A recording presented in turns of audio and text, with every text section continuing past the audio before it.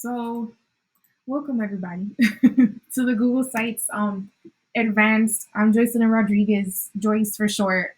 I'm an ESL teacher at New Bern High School. I'm also in charge of the Latinos in Action program that's being established this year across the district, and I ran it last year.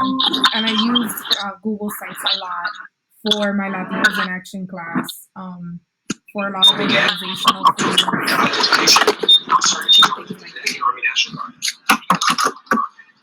So, kind of just to kind of skim over what the plan is for today. Basically go over. I'm basically just gonna go over some real quick portrait of the graduate, and this is something that we go over a lot in the high school, kind of what we aim to do with the kids. And at the end, there's gonna be a little survey link that I'll share at the chat, so that way the district gets its feedback. So I use Google Sites for a lot of collaboration. I had kids. You can share with others. You can share this with others, and I would share with students with the Latinos in Action website, and they would work on the website because that was part of their duties or assignments was to update the website and put information on it. It worked. It ties in with creativity because the kids had to. It really pushed them to like, well, what do I do here, and what pictures do I use, and how do I organize it? And I would show them like, look, when you make a website, people look at this and not this, or like people, you kind of they kind of start being able to put together like an actual site. Like, I taught them how to use, and I'm going to go over this a little bit later, how to use Canva to create, things like this. So Google Sites gives the ability to have to be creative and critically think about how to, what do you want your audience to see? How do you attract the focus and the attention of the people when you're on a website? So like on this one, I always have the footer down here and it says, you need help, necesita ayuda, right? And I have it in Arabic because I have a lot of Arabic students. And during the closure last year, I used this like, hey, I used it here to organize the assignments, and this footer's in every page. Contact Ms. Rodriguez here, right? It's meaningful and it's purposeful because you can't waste time on something that isn't gonna work for you. Sometimes you will. Sometimes you're like, oh, this didn't work out well. Um, but Google Sites has a main focus. It gives it meaning to whatever you're doing in your class. Um, and I mean, for an initiative and perseverance at the high school level, I see that kids use it, but of course, for teachers at elementary level, right, it's going to be really on the teacher just building it. Because this is the advanced one, I put resources for covering the basics, like how do you choose a template, like how do you want it to look, right? Kind of the aesthetics. Basic editing, just basic editing would kind of be like, how do you insert a text box? How do you insert a link? Um, Headers, like what they might look like, what you can do with them, and just kind of how to work with images and inserting them. I'm not gonna go too deep into it unless anybody has questions on it. But I did put the resource hub that they gave us that they sent out, and the video that's posted there for basics. Just so if you guys get stuck or you want to do an overview of it, you can. I kind of asked this question already. I kind of have an idea of what the people in the group would like kind of want to hear about, want to learn about. Um, for me, making my website reel was really doing a logo. Let me go to the So I have my header and it's big. I went on a website and I just created a logo. Um, I copied and pasted a picture of it, and it kind of, right, like that's the thing. You make a logo for your website, you make it all look cool.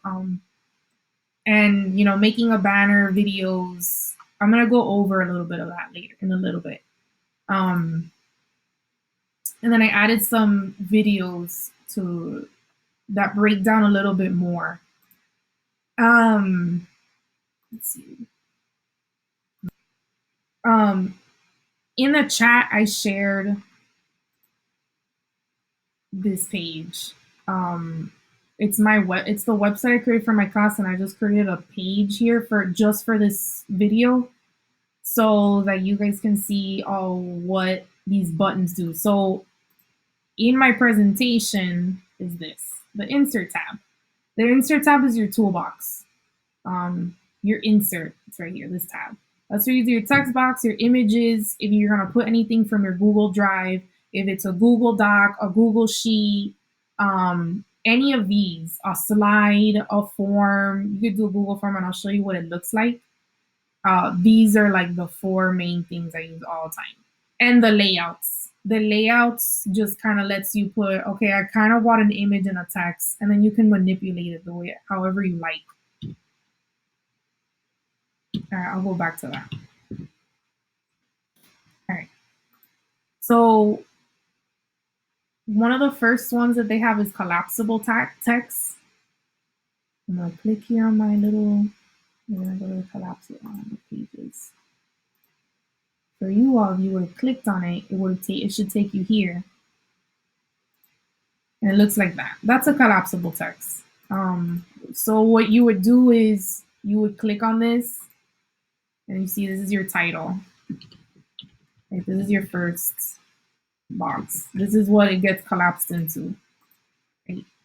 So you would be like, okay, info number 1, da da da da da da, right? And then you're like, okay, well, I want to put a second one. What do I do? You have to insert a text box. And if you can't grab it from here, because this just shuffles it up and down, you want to grab it from this tab. Right, you see it wants to merge to the first one. I'm going to merge it to my second. And it should be there. Yep. So that's how you do it. If you want them to be links, you can convert it into a link. You can connect it to another page in the website, right? And collapsible boxes, these are all little items that are extra. If you're building just like a page, you would basically use the layouts. So let's say I have a collapsible text and then I want to use this, right? You can add an image, you kind of warp it, you warp it to whatever size, however, maybe you want them to focus on one image on the right and not on the left. Oh, this slowed down for me. So essentially it has these little guides and these little lines on how to alter it and change it, right? When you're kind of moving it around. You see.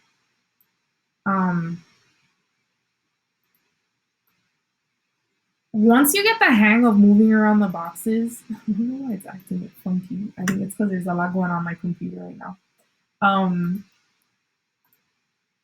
There you go. Once you kind of get the hang of using the boxes and the layouts, that's the easy part. And then you just gotta play with it. So this is your collapsible text, collapsible text. That's your collapsible text. I have, what else did I post? Oh, my animated header. I'm proud of this one. This is my animated header. I made that.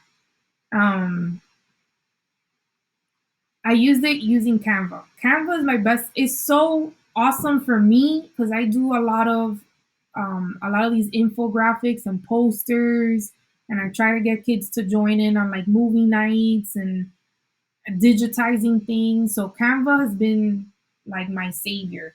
You don't have to pay money for it. You can. I like this so much that I pay for it. When you're like, oh man, the features are awesome. I love this program. Yes, I did. But if you want to use PowerPoint to create a banner, you can do PowerPoint. You can actually use it and it'll create it. If you have questions, I'm not gonna go too deep into how I create it because that's a whole other program. But if you have questions about it, definitely send me an email and I can give you advice on how to do it. You change the image up here in the header, and I can change the size. So if I just want the title only and no picture, and then how much of the image I want to show, banner or large banner, I have it as cover, like just cover it up. So the headers are easy. if you just wanted a regular picture, you can put a regular picture, right? It would, so for my Latinos in Action page, it looks like this, right? I just have the Latinos in Action picture. I have YouTube videos embedded, and I have a Google form embedded in here. So what I would do is, what I did here is that I inserted forms. So when you click that button, it says, okay, what form do you want? Okay, this one, great. And that's it. And it's right there in their face. So this is like an interest form that they were completing if they were interested in the program. Um, that's what docs, slides, sheets, forms, and charts will do. It will grab any Google Doc, any Google slide, any Google sheet, any Google form, and just bing, put it into your website. Um, Kind of in there. You can alter. I have it really big, but you can alter the size. You can do stuff with it. Um, that's the I showed you the animated header. The image carousel, which is right here, image carousel. That's a pretty forward. Also, I'm gonna do preview because you can't appreciate it. Preview is really important, especially when you're doing videos. I always upload my videos to YouTube and then put it here because the videos won't automatically start if I upload it from Google Drive. This, however, is just a image carousel. You post pictures with captions. It's pretty forward. The only thing that I had to like dig into is the settings. Um, right here, when you're adding caption, alternative text. Alternative texts are for hard of hearing. So I'm gonna put that in chat. Yeah, the alt text is for hard of hearing. They'll use different, like a specific kind of technology that'll read things to them. If you put what it says, it'll read it. Okay. Screen readers who might have trouble seeing your content, so it'll read it to them. It's weird to me that it's a separate option. I don't know. So I'm like, shouldn't it just be combined together? But whatever. Sorry, like camping in the mountains. And that is visible to your audience. That's the one that's visible. So that's it for image carousel. It's just a couple of settings. You got to play with it. You add whatever pictures you like to it. Do you want the dots? Do you want to show captions? And do you want it to auto start? So that means like it'll just run, right? Like maybe you want this in the opening page of your website and you're like, these are the projects we've been doing this week. And it'll play like a slideshow. A lot of it is playing with the settings, sometimes with the little buttons. And then I like the button. It just gives you an option to put buttons to say, hey, click here for more information. It'll take you to certain things. So I have that button in the beginning. When you go into my homepage, it'll be like, okay, what are the 3 things you want? I like the buttons. I have fun with it. I kind of throw them wherever. So I'm going to give you a little bit of a tour. This is my contact the teacher page. I have a Google form in there. So when kids didn't know, I'm like, you have no idea how to even reach me, just fill this out. Go to this website. I give them this page and I'll be just come here. I have a Google Voice account so that I can I know it's like a work number basically. This is a table of contents. So right here, this is a table of contents. Oh, I just clicked it. Well, it's creating it now. So that's what happens. It'll if you have a bunch of things posted, it'll kind of grab it together and put a list and you can run down to it. However, I just have it edited. I edited the table of contents, but it's something like that. So I have here all my tech stuff. So when kids are like, how do I take a screenshot with this computer? How do I split screen? Or how do I, every time I made a video, I would post it here. So I knew that now in the future, when I get kids how do I do this? I'm just like, here's the video. And I just go back to it. All right. So I'm going to pause. So essentially, your insert bar is kind of your go-to, your tools. If you ever click on Drive, it's if you're gonna insert any sort of picture document, it's basically the same thing. The embedding is where it gets even more advanced.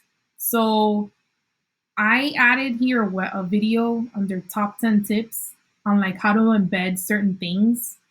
That is coding. When you're embedding something, you're like encoding like all those really long codes and words. And there's things out there. So people want to put like on Facebook or Twitter buttons, or sometimes they want to add like music, or like this is the music of the day, or like if you're a radio station and you want to add stuff like that, like really extras, like really advanced things into your site, this is where you would do it through a code.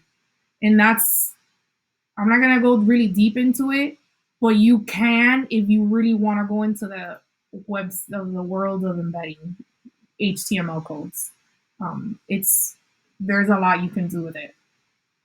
Uh, Other than the pages tab will basically, as you've seen me kind of maneuver through the pages and the links and the titles and the themes are that's pretty simple. My tips for this is always check your published view when you're, especially when you're using videos.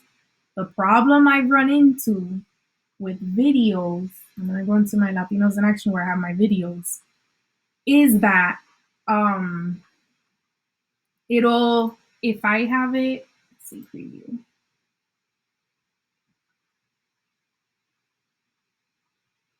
I didn't like the way that Google, when I put a video and I from Google Drive straight into Google Sites, I didn't like how it looked. It looked wonky. Hola, les habla Miss But with Rodriguez. YouTube video, it gave me more. I can manipulate it more. I can share it differently. It looked better when it was on the website. Um, so always check your how your videos look after. Sometimes they might start automatically, sometimes they won't. You have to play with settings.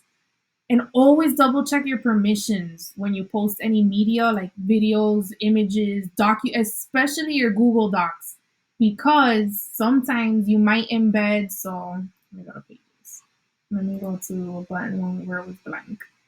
If I insert something from Google Drive, let's say I want to insert, I don't know, this template for an assignment, and sometimes the kids will go on it and they'll be like, oh, I don't have permission, I can't see it. So if it's not on like everybody can view, it'll be blocked, even if it's on the website. Always double check the permissions. So sometimes I'll be like, okay, let me open the tab here. Let me open the document. Let me see if the permissions are clear and da da da. So always double check your permissions when you post things, and always check what it looks like finalized, because it'll always look weird. I'll even sometimes open it. Let's see. You're like, oh, okay, this looks different. And it'll give you like, okay, if I want to see, what does it look like on the phone? What does it look like on a tablet? It'll give you those options. And this is what it looks like on the computer. And it'll look different. It really does. It makes a difference how you kind of alter things in the text, and sometimes it'll get smushed and you're like, oh great. And you just gotta play with it. And that's kind of like the thing with Google Sites. Man, this thing today. Se quiere mandar solo and we used to play. Um, yeah, so with pages is easy. I basically just hide everything and reuse it. So when summer school comes around, I update it again. Um, this is kind of what I did too. So if they needed to, there's a website called Remind, and parents can sign into it. And it's almost like School Messenger that they do in the district, but it's an app that you download and you can use it through phones. So if you need to send out any notifications like, hey, it's parent teacher conferences are coming up. It's this time to this time. Don't forget, or like little things like that. Um, they can join in. So I had stuff like that going on my website. Basically, it's kind of how I've been using it. So, all right, it's 11:30. I'm gonna give you guys some time to see if you wanna play, if you've been playing with it, just to kind of get a hang for it. I forgot to mention for the animated header, this one right here. When I used Canva, what I uploaded was not a regular image, it was a GIF image where you send those text messages that just move around. So this is just an image on repeat. Um, you just basically upload an image that's a GIF and it'll work out. It has to be saved as GIF. So that's kind of what I did there. And I did that on my Google Classroom too. So you can put it as a banner on your Google Classroom. So I can put this there too. It's easy. Like Google Sites and Google Class go hand in hand. They're everything, whatever. Sometimes I post on Google Classroom, I post it here. Sometimes the bell schedule. So anything that schedules, calendars, sometimes I post it here because the kids can go to the website quickly. When the kids had cohort calendars and they had like needed constant referencing. And I have this website posted around my classroom to be like, go to the website, look it up. So I try to make it like a main point of information for my students. At high school, we have some kids are often like, they have to figure it on their own. They're a little older. They're managing things and clicking and figuring it out. And once they get the hang of it and they know that there's a main point of reference, they go to it. And this tech help is my savior because every time I here's a video, and it's like my personal stash of information. Any resources or anything that I think might help parents or kids, you can do a page for that for parents. Like, hey, the CSD website I find has all this information for parents, and I've connected it here. I usually I put it under like a resource tab. I've collected the information that way. So I did a tab once for first day of school, like you're gonna need this, and this. And instead of having to spend up, pass out paper to tell them whatever, I just had it here. Another trick I'm going to show you, and I'm going to swerve a little bit from Google Sites because this is something, is I use Tiny URL. It shortens your URL links. So instead of saying like, oh, okay, visit this website, and you're like, oh my God, how do I type that? There's a website that'll shorten your URL.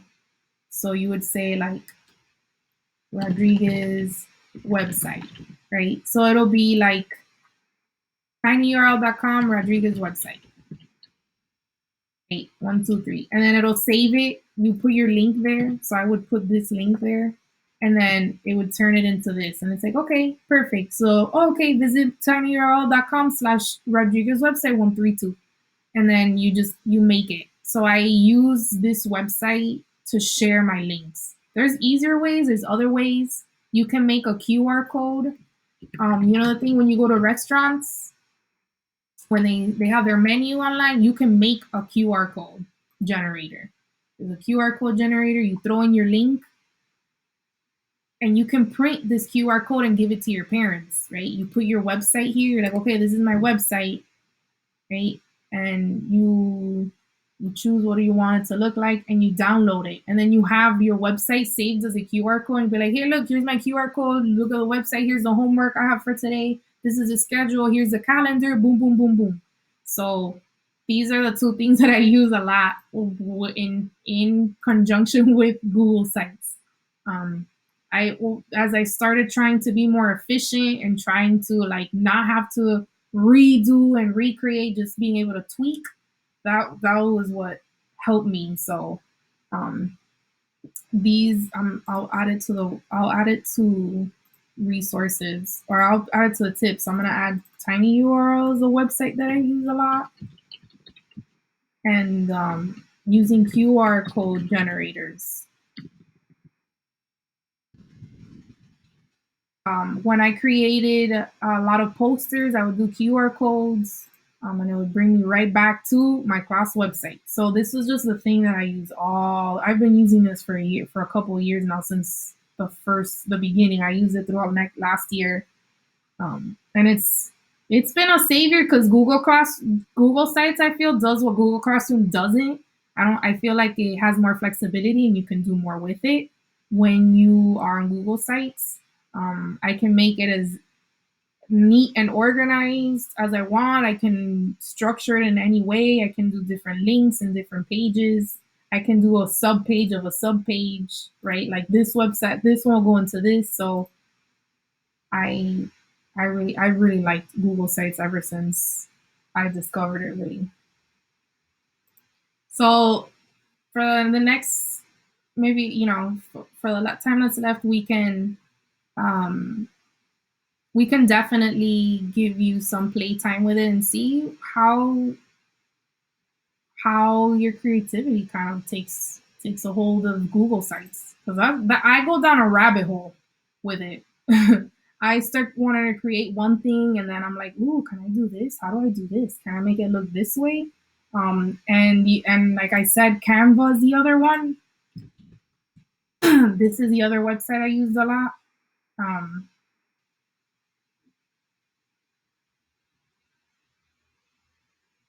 so there's my tech that I made. I just saved it as a GIF. This is the other website. This is where my creativity juices come out and flow, and then I put it into Google Sites, and it makes it look like a website, a legit website. So you would basically, when you download it, you would save it not as an MP4, as a GIF. So whenever you create anything and save it, if you want it to have any movement, that's what it is. Otherwise, it's just a JPG or a PEG. Um, but Canva's really cool with templates and banners and posters. So just to make it look nice and pretty, this is a website I use. You can also use PowerPoint, that works too. And the buttons, the dividers, like I use that all the time. That's where I kind of right.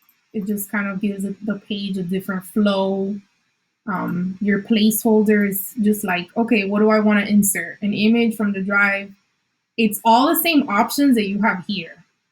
It just gives you like, okay, a placeholder, literally. Like, okay, I'm going to leave this here for now, but I really want to put, I don't know, a chart right here. So I'm going to look for charts right now. I know, only want one. You can add calendars or map locations. This here is where it gets interesting. You can insert anything. And from YouTube, I usually insert my videos. I usually don't insert straight videos from my Google Drive. And that's pretty much Google Sites in a nutshell. If you're really looking into making this a center point for your classroom this year.